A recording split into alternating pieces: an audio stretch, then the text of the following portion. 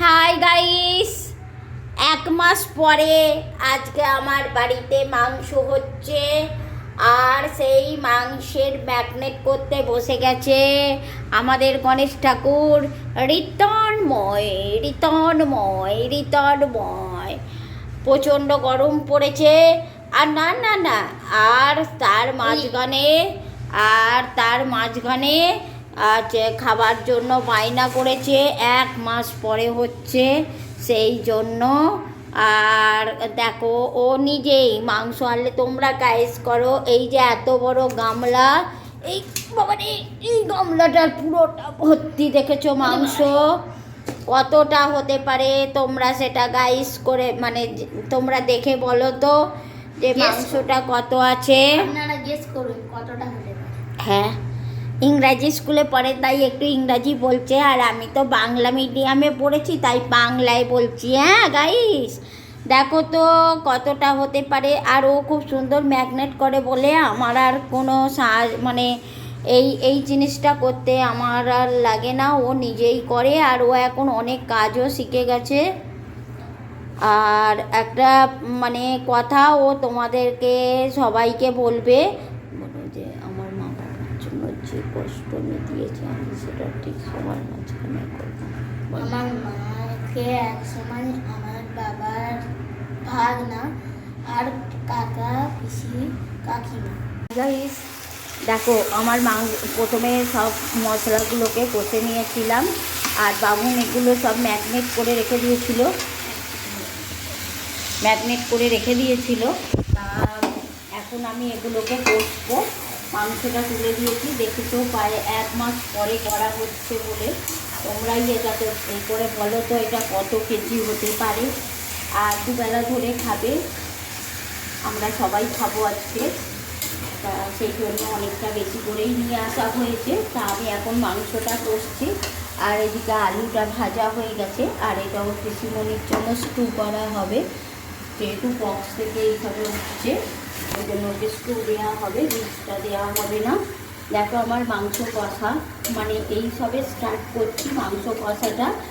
আর আমি আমার মানে পদ্ধতি বিভিন্ন রকমের করি। প্রথমে ম্যাগনেট করে রেখে দিয়েছিলাম, তারপর এলাচ লবঙ্গ দারচিনি দিয়ে ফোড়ন দিয়ে পেঁয়াজ আদা রসুনকে ভালো করে কষে নিয়ে এখন মাংসটাকে তুলে দিয়েছি।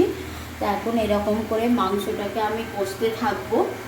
আর তোমরা এটাকে দেখে অবশ্যই কমেন্ট করে বলবে যে কত কেজি মাংস এটা।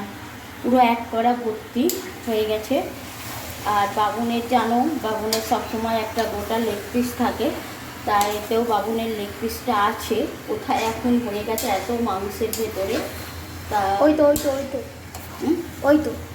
ওই যে এই সাইডে এই তো ওই যে বাবুনের লেগ পিস দেখো, বাবুন ঠিক দেখতে পেয়ে গেছে, মানে যার যেটা জিনিস সে দেখতে পাবে।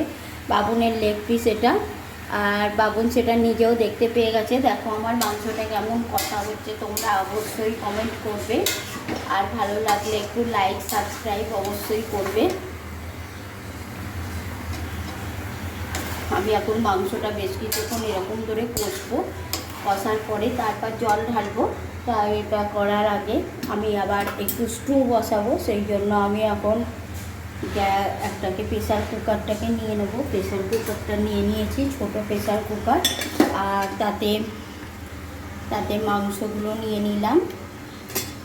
আর মাংস নেবার পরে একটুখানি জাস্ট, যেহেতু এই বক্স থেকে উঠেছে সেই জন্য অল্প আদা অল্প রসুন এটা রেখেছিলাম স্টুয়েতে দেবো বলে।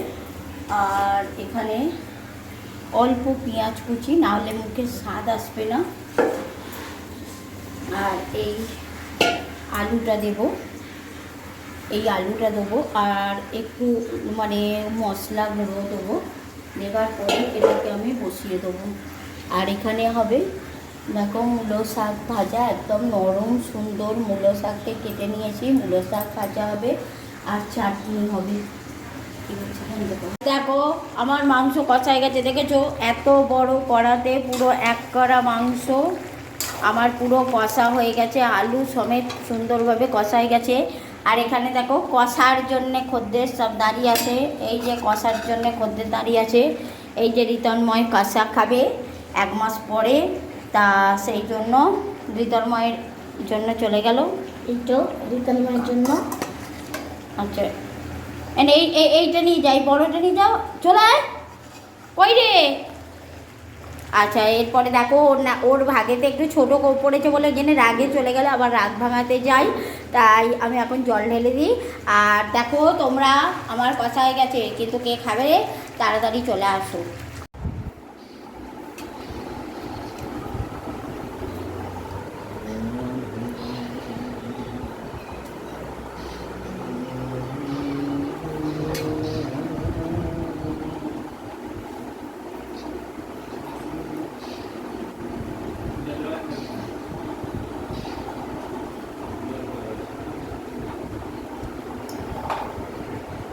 আমার হাতে উঠে একটা আলু দেবে।